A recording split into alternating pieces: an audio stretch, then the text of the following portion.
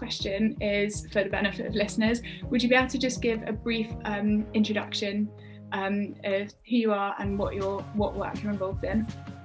Yeah, sure. So my name's Claire Davis and I'm an urban designer at Auckland Council. So I'm in the urban design team there, and I've been leading a tactical urbanism program there for about 5 years, almost 5 years now. I'm from Scotland originally, so I studied planning in Glasgow and then urban design in London. I worked in London for about 5 years before coming out to New Zealand. So I've been here about 10 years now. So yeah, that's great. Me. Thank you very much. Yeah, that's great. This is a bit of a difficult question, but so many of our listeners will be completely new to tactical urbanism. And from your experiences of tactical urbanism, what 3 words would come to mind instantly to you when you think of tactical urbanism, and what does tactical urbanism mean to you? Okay, no, it's a really good question actually. I think for me, tactical urbanism is about people in its essence. So firstly, that's my first word, people. We're all about a sort of people-focused approach rather than a traffic-focused approach to creating better cities and better places. I think secondly, it's about something around a sort of trial or a test or a pilot. So we're looking at small-scale, low-cost, sort of quick-to-implement pilots that benefit people. That make the city safer and more attractive. And these pilots are very agile and can be adapted and tweaked as required for like a best result. So this is a key point of difference with these types of projects. And I think thirdly, it's about learning. So it's about learning from that pilot and using that learning to make a really informed decision about a longer term solution for the space.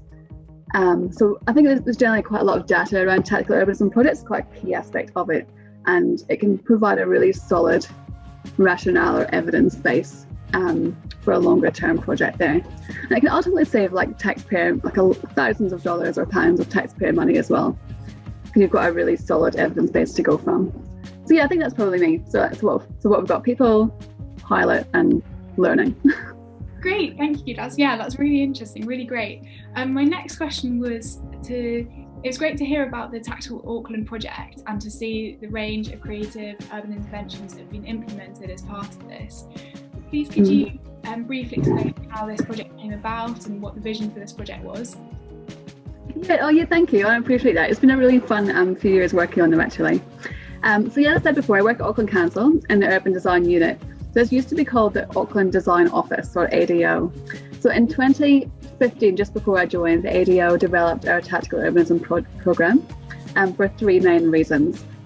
As a tool to respond to urgent city issues, so mostly around pedestrian safety and sort of vehicle conflict. As a gap filler, so for example, there might be a longer term street upgrade planned, but it might still be a few months or a few years in the future. It might be a little while away. So we can use tactical urbanism to install a temporary activation or a temporary project just to fill that space until the longer term one comes into play. And then thirdly, the third reason was to pilot and measure, to really test new ideas in a low cost way, and to learn from that process to inform the longer term change and more expensive project. So our program is funded by what we call our city centre targeted rate. So it's kind of like a city centre council tax. So we have a sum of money each year dedicated to tactical urbanism projects. And this has been in play for the last five years, I think. And we worked with key city stakeholders. So it was the universities and sort of main property type groups and resident groups to identify a first round of projects. And with each one that we've completed, we've sort of found that momentum's really grown around this kind of space. And people are genuinely excited that we're doing something new and effective, for a fraction of the cost of typical council streetscape projects. Yeah, that's brilliant. So it's cool. It's really exciting. Because sometimes being council, you can get quite a bad sort of rep from the public and sort of community you're working with. But they're actually really on board with it now and really excited about it, which is really nice and refreshing to be in that area. So we're sort of steadily gathering this sort of social media following, and through that we get lots of new ideas for new projects, or we get issues raised, because this sort of city issues, pedestrian crossing issues or vehicle conflict issues, and it's these issues are being identified by the people that know the cities best, so the people that are living there and working there and just in there every day in that space. So it's not just from the council family, it's like from stakeholders, residents, students, the general public, everyone really. So I think people are really valued being listened to. So as part of this programme, they're sort of submitting their issues to us and we're able to respond quite quickly, and there's a sort of general feeling of satisfaction around that. So it's really nice. Oh, that's really brilliant to hear how kind of reactive it is and how much social media is used to engage people. Yeah, it's a really reactive programme. Like we actually, to date, we don't really plan it in advance so much. It is quite a reactive thing. But things are coming in all the time that we can sort of choose which ones we can do. So I think a lot of council work is like, it's programmed for the year, for the financial year, and like this particular programme is quite reactive. That seems to be the most kind of brilliant thing about tactical urbanism. Yeah. To go through those kind of long-winded planning kind of approval processes. So, yeah. Well, yeah, we kind of do in some ways. Yeah. Oh, okay. But yeah, so then my next question was, so the Tactical Auckland project has clearly had some really positive positive impact in the city, but as well, as we know with any project, there must have been some unforeseen challenges along the way, and we know that sometimes in order to create change we need to learn from mistakes. So would you be able to tell us about something in the project that was unexpected or didn't go quite to plan, and what was learned from this or how this was overcome? Yeah, totally. So definitely there's been quite a few challenges along the way, and some of them we're kind of making some headway with, and some of them we're still battling. But like the one you just mentioned, the council approval processes is generally a big stumbling block for us. I think tactical urbanism is often referred to as like a lighter, quicker, cheaper approach to change, and I think council processes tend to be contrary to like all three of those. So our road controlling authority, Auckland Transport, requires a traffic control committee approval for any works that we do in the street, in the road corridor. So this it's quite a big deal. Like it generally requires us to engage a traffic consultant, and then they have to write a big report, and then they have to take it to committee for approval, and it requires like a period of statutory consultation as well. So it's really expensive, like with time and money to do that, to take it through there. We're currently testing a sort of streamlining of this process, which has been a pretty massive change actually for us. But it basically they're allowing us to do a consultation by trial approach just with tactical urbanism projects. So I think instead of having this statutory consultation period before we implement the project, they're allowing us to implement the project and then gather feedback on the other side of it. So it takes a big chunk of time out the front end. So it means we can sort of go ahead with the implementation and then gather public feedback on the project. So we're kind of right in the middle of trialling this just now. So maybe I can come back to you in a few months and I can tell you if it's working or not, if they're going to adopt it for like a longer term. Sounds like a really interesting approach. Plan. Yeah, it's pretty good. It's pretty great. I mean, we're still having to get a traffic engineer, like a traffic consultant, engaged to do a lot of the work for us. And there's still the report writing and that kind of aspect of it, but they're taking a big chunk out of it. So it's one step at a time, I guess. So that's probably the main one in terms of challenges. I think another one is traffic management plans. So this is another thing that we're required to have for any kind of works in the road space. And I'm sure the requirements may sort of vary across the world. I'm not really sure, but it's those sort of stop-go men and their traffic cones that are protecting the safety of the guys that are actually installing the project. So they're doing a pretty important job, but they're obviously hugely expensive. Sometimes costing significantly more than what we're paying for the project to be installed, and it just doesn't make an awful lot of sense sometimes. So yeah, I mean, it's quite hard to get around. Occasionally, there seem to be these blanket traffic management plans that we can kind of piggyback onto. It all gets a bit technical. I don't really understand it all, but we've been able to do that before. And sometimes the work can be done from the footpath space, which is a little bit safer for the contractors. But technically, we still need to kind of budget for these traffic management plans. And it also applies to like any tweaks or alterations we make post installation. So even if we're just doing a tiny little adjustment to something, we're still technically required to have these guys out there with their cones and their stop goes and their lights and stuff. So we're kind of just working with that just now and trying to make that a little bit simpler, but it's difficult because it's a big health and safety thing, and it's difficult to balance it, I guess. But the third thing that it's been a problem from the beginning is maintenance. So it was a great idea for us to install all these temporary planter boxes to like create this new cycleway along this sort of big stretch of straight. But then they weren't maintained. Like, I think because they're temporary, it's like temporary street furniture that the council maintenance teams don't recognise as an asset. So they can't incorporate it into their maintenance plans. So it ends up being, you think council's going to maintain it, but they can't maintain it. So all the plants died, which was a great look. So we had to sort of go out. I know, it was such a shame. I know it's quite embarrassing as well. But so we had to go out and sort of replant them all, which was a bit of an extra cost that we hadn't really anticipated. And then we had to engage like an external contractor to come in and water them and maintain them and weed them and clean the boxes or whatever. And I think it's kind of on a monthly basis, which is fine. It's fine, but it's not a great solution for a tactical urbanism project where the budgets are quite small and you're engaging outside contractors all the time to do all this work. I guess you have to sort of think about the post-installation costs as well. Rather, it's not just about getting the project on the ground, it's actually about all the stuff that has to be maintained afterwards. But one of the ways we're kind of working with the council teams to kind of trying to figure it out.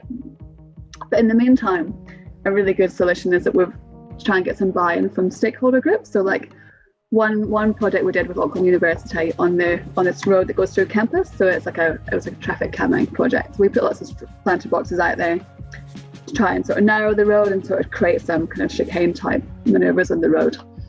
And we did all the design work and we provided the actual boxes themselves. But the university were then happy to. They had a sort of planting day with the students. So all the students got out there with their gloves and their little shovels and stuff and actually planted the boxes out themselves as part of this like it's like a sort of eco day or some sort of day they had with the university anyway. And then they actually maintain them as well for us. So it gives them that sort of sense of ownership, I think, and that sort of buy into the project, and they sort of feel that they own it. And it's a really good relationship builder, actually. And we've done it with a few projects now. So we've had a sort of key stakeholder, whether it's been the university or Sky City casinos in Auckland. Like they own a lot of sort of street space. So we've done it with those guys as well, where they maintain a lot of the plants for us, in return for us doing this project on their space. So it's good. It's really good for relationships. It's pretty fun as well.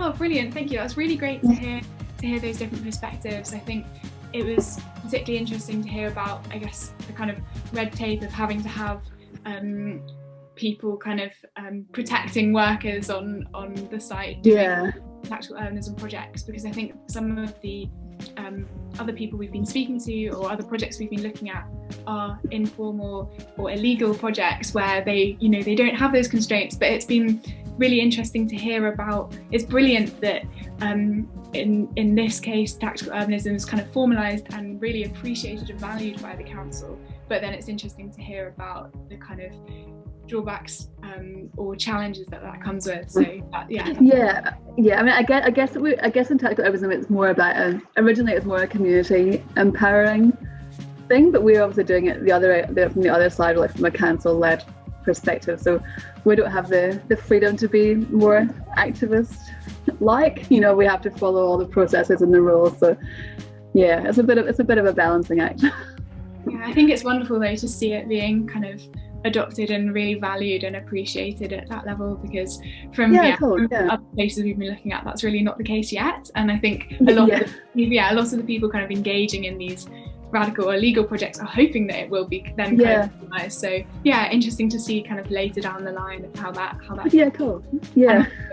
Great to hear about the stakeholder engagement with universities and because from interviews we've been doing, it's clear what a tool tactical urbanism is to show kind of short-term interventions, to show kind of the vision of long-term change, but then those challenges then come with trying to maintain them and trying to kind of get them formalised. So it was really interesting. Thank you. Yeah, good. No worries. Good. My next question was that many cities are just starting to discover the potential of tactical urbanism and could learn a lot from the Tactical Auckland project. And from your experience, what conditions do you think are needed to create a culture where tactical urbanism projects can be successful in cities? In particular, what role can councils and citizens play in shaping the success of projects? So I think we've touched on this already, but if there's anything else on this topic. Yeah, I think I think we managed to get our one off the ground just by having a really good relationship with the transport authority. So like with the traffic engineers that you're having to work with to get it through the approval processes and actually onto the street. I think it's kind of vital that they're willing to try something outside the box, and which is actually really challenging for a lot of them, I think, because their working environment is quite rule driven. Like it's and I think tactical urbanism breaks a lot of these rules, and it's quite difficult to overcome that change in approach, I think. And it's nothing against them, like it's a fundamental change to the way that they've always worked, you know. It's difficult to change that in them, but we found we managed to find one guy that he was really on board with it from the start, and then I think over time a lot of them have become more at ease with it and more comfortable with it, and just quite excited about it as well. So it's a bit of a gradual process maybe, but depending on the people that you're working with, but I think that's probably one thing to sort of bear in mind. And I think just to overcome it, you just have to sort of work closely on the first project and just have lots of data collection and evidence gathering to back it up. I think if you have that, because they really like that kind of solid numbers, and like they can sort of see really clearly that it's having a really good effect. So we've done lots of traffic speed counts, sort of traffic volume counts, pedestrian counts, sort of user intercept surveys and public life surveys, that kind of thing. So our first project, we did some polka dots on the road as a kind of, not as a crossing point, but as a sort of informal traffic calming measure. And it created quite a lot of controversy at the time. People were very uneasy with it, but we got some solid data behind it, and people began to relax, and it created it sort of set a precedent for future works that we've done. I think in terms of citizen sort of community, I think councils can make their projects very accessible and invite lots of community feedback and involvement through various channels, including like co-design processes. That's something we're doing just now as well. So where the community is actively involved in designing the project from the start, so they're actually in the room identifying issues and opportunities and putting forward design ideas. It's definitely like an interesting process. Like it's not without its challenges either, but I think there's really good potential in it to sort of really listen to people who really know the project that you're working on the project site that you're working on, and you can sort of respond using their input. But I think ultimately council should be seeking to enable community-led tactical urbanism. We're definitely not there yet, but we're definitely kind of just talking about it and sort of trying to think about what we can do to enable it. I think we kind of recognise just now that all our processes are too cumbersome and too time-consuming and not really an accessible level for community groups to do it. But we're trying to sort of think about how we can streamline things and how we can make small-scale projects sort of more accessible to the community. It'd be great, wouldn't it, if we could do that? Yeah, thank you. Yeah, that's really interesting. And just thinking back to what you were saying about the collection of data, that's definitely something that's kind of become apparent through our research and chatting to people about it, that you have to have this kind of solid evidence of a successful project. So with the evidence that is being collected, the data that's being collected, is that mainly being fed back to the council, or is that being fed to community members or community groups, or both? What's the kind of audience of that data? Yeah, everyone really. I mean, I think different parts of it. So we definitely feed the kind of the number. There's like a more quantitative and qualitative type data. So the quantitative, the numbers, like the traffic numbers, the speed numbers, the volume numbers. That I guess that the main audience would be the traffic engineers at the council, and that's sort of they love all those that kind of before and after comparison data, and they can sort of see really clearly the effect that the project's having. You just do those tubes on the road, those tube counts. You call them tube counts over there. You just you put this little tube down the road for like 2 weeks before and after. It's really cheap. Yes, yeah. And you get spreadsheets and spreadsheets of numbers that's somewhat you can sit and try and decipher for ages, and just you can summarise it into quite succinct little pie charts or whatever. But it just gives you a really clear analysis of before and after, and what the effect the project's actually having. But we also try and make the data available to anyone. We tend to have a sort of project page on the council website. We can sort of post data up there, just anyone that's interested in kind of see. I try and do like a sort of summary document that just sort of has quite succinct little charts, just sort of showing it in quite a simple format. It's a bit easier.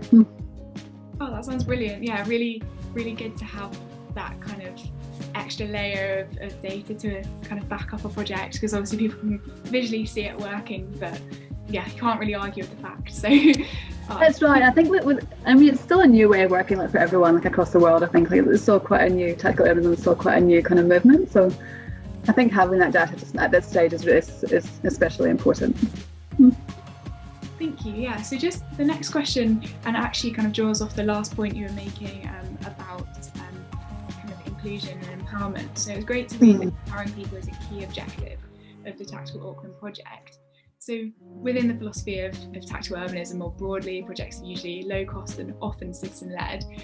So this is a very different approach to traditional kind of urban change that's often taken within the planning community, like community engagement practices, focus groups, kind of feeding back on an existing proposal or something. So what has been the experience of this through the Tactical Auckland project, and how can tactical urbanism diversify the voices having a say in shaping city space? Yeah, so I think it probably comes back to that consultation by trial approach, and that's kind of been the main point of difference, I think, for us. So where the focus is on gathering feedback while the project's in place rather than prior to implementation. So it has various benefits. I think it makes the implementation process much quicker, and that's kind of one of our main goals with the whole programme, is to something we can be very responsive and get it on the ground really quickly. But I think it's also generally easier to understand a physical project and comment on it and feedback on it rather than looking at it by studying like a plan drawing online. I think a lot of people struggle to understand plan drawings. Like, I mean, I probably do as well. Like it's hard to imagine it in a 3D kind of live space, just looking at an aerial drawing. I think there's a lot more potential for it to reach a wider audience and to get quite different responses, because I think people actually experience the product firsthand. We can kind of put them at ease by sort of just saying that, oh, look, it's a temporary thing. We can change it if people don't like it. We can take it out if people don't like it. So it kind of makes them feel better about the product being there in the first place. But yeah, I think just through that actual first-hand experience, they can feedback much better sort of information. And yeah, I just think the potential buy-in from the community and stakeholders is generally much higher through that method as well. Yeah, I think it's such a benefit of this approach, being able to just demonstrate it, and like you said, for it not to be something that's definitely permanent, not kind of drawing up a huge multi-million-pound development that's already going to happen whether they kind of approve it or not. Yeah, that's right. And I think maybe just having like a date as well. This is actually something we haven't done it yet, but having a sort of date where you make a call and you tell people, oh, like, we're going to trial it for maybe like 3 months, and then by the 20th of March or whatever, if it's not working, we'll take it out. So people kind of know that and don't want it to go. Yeah. So like, I think there's a sort of assumption that council will put something in and it'll be there forever and everybody will hate it, and then but we can just sort of say, oh look, we'll make a call on this day. If the feedback until that day is negative or mostly negative, we take it out, and we sort of learn from that experience as well. I think that's something interesting with COVID-19 at the moment. I mean, we're still in the UK, but and particularly in the summer when more people were exercising outdoors and things, that these kind of pop up. They weren't all, I don't think many of them were kind of illegal tactical urbanism type things, but that the council putting in pop-up bike lanes and like physical distancing space, widening the pathways and things. And I'm from Brighton, and it's quite active, outdoorsy, green. Yeah, totally. And I think there was real pushback when they started trying to take them away again because it had demonstrated. Oh, is that right? That's interesting. People didn't like them, but then having it around and living with it and adapting to it, then there's pushback now that they want to take them away. So I think that's been really useful to demonstrate a vision of how the city could be. And now people don't want it to go back. So and people. That's really exciting, actually. It's really cool that that's happening. Yeah, maybe one good side of COVID.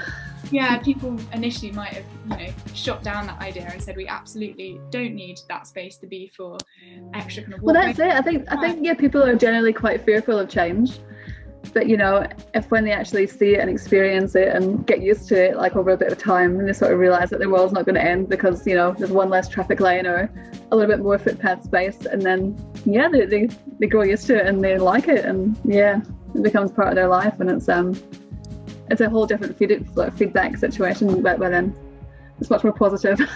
Yeah, it's really exciting to see things. Totally, hi. Yeah, it's great. My next question was so as you know, placemaking is really important at the community level, and people can learn a lot from those around them. But it'd be great to see in the future as people from international communities coming together to share this wealth of knowledge and lessons learned. And I'd just be interested in what you see as the potential opportunities if there was more international collaboration and sharing of knowledge around tactical urbanism. Oh, I mean, I totally agree. Like 100%, there's a lot to be learned just by sharing experience. Like, so we've collaborated a lot with Mike Lydon. So Mike Lydon is in street plans in New York. I think he was the one to actually coin the tactical urbanism phrase, and like he wrote the book, and so he's been a wealth of knowledge for us, and he's been over to New Zealand and to Auckland and to share his experiences and to advise on our programme.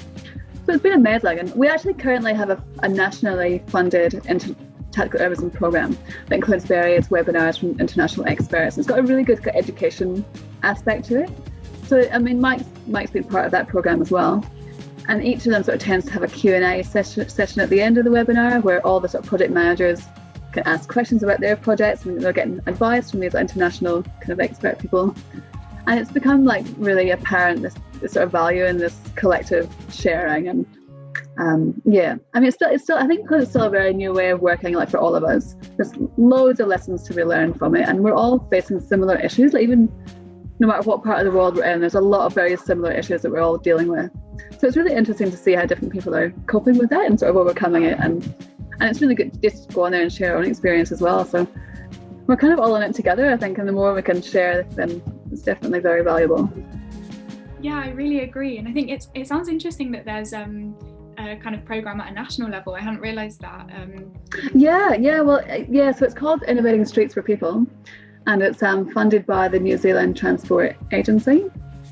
So they've made I think about $20 million available across the country for tactical urbanism projects to be led by councils. Yeah, so it's led by councils. So I'm leading 2 of them in Auckland just now, and it's all very co-design focused. So we have to work really closely with the community to sort of formulate a concept design, and then there's a lot of emphasis on data collection and project monitoring afterwards and evaluation of it all. So we're kind of right in the middle of it. So I guess we're kind of wrapping up our co-design phase, and we're going to design implementation phase now. So it might be good to come back to you in a few months and to sort of give you an update on that, actually, because it'll be interesting to see how the programme goes overall. I mean, it ends in June, so that'll be the end of it. And I think there's about 70 tactical urbanism projects across New Zealand that are part of this first round of the programme. Sorry. So it's really exciting. It's really exciting. So hopefully it's successful enough that they do further future rounds of it, sort of more rounds of funding next year. So, but yeah, we've had some really good people. I think mostly from the US actually. It's been like Mike Lydon and various people actually have been sort of doing webinars and sort of just telling us about their own experiences and sort of giving a bit of guidance and different aspects. A few Australian people as well. That sounds fantastic. Yeah, that's great. Yeah. It is. It's great.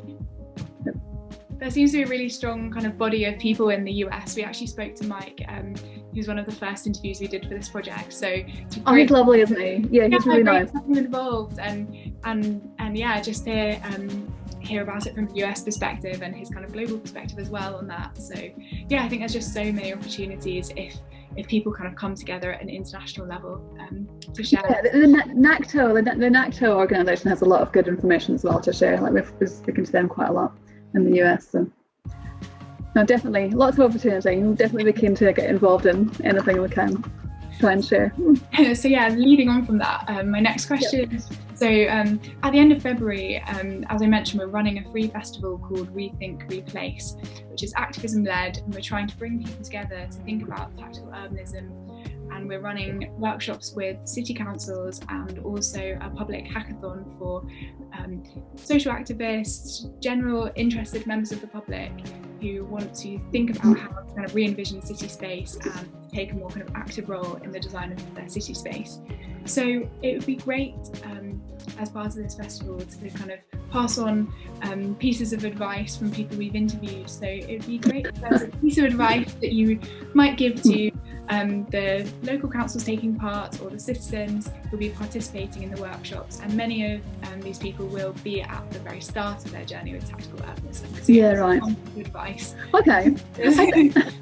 I think just sort of start small, but sort of have big dreams around it, and experiment with small scale interventions such as like parklets, and then work your way up to sort of bigger scale, more complex like intersection junction improvements. Invest in the data collection. I think it's really important to build that evidence base around your project so you can sort of showcase off its success at the end of the day. I think be ready for things not to always go your way, but realize that it's all part of our learning experience, and it's all valuable information at the end of the day. But I think most importantly, just have fun with it. Like get out there and sort of have loads of fun painting the road, crazy colours and patterns, and just enjoy watching how effective these like low cost interventions can be.